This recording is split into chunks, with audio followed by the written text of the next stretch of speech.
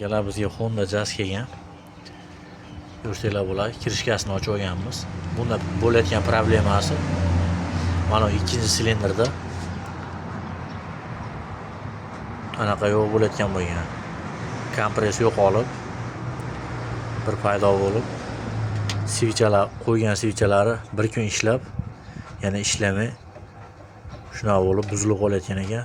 Buni ko'rdik hozir. Problemasi mana klapan saniylar qurib qolibdi. Hozir biz buni galobga ko'tarmasdan yangi klapan saniylar bosyapmiz. Ko'rsanglar bo'ladi. Kimga shunaqa xizmatlar kerak bo'ladigan bo'lsa, bemalol o'zimizga qayrilaverasiz, chiroyli qilib, sifatli bitirib berishga harakat qilamiz. Mana bu ishlayotgan svicha mana. Ishlayotgan svicha.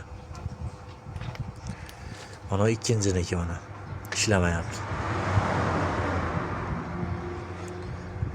İkinci porsiondaki ishlamayotgan svicha.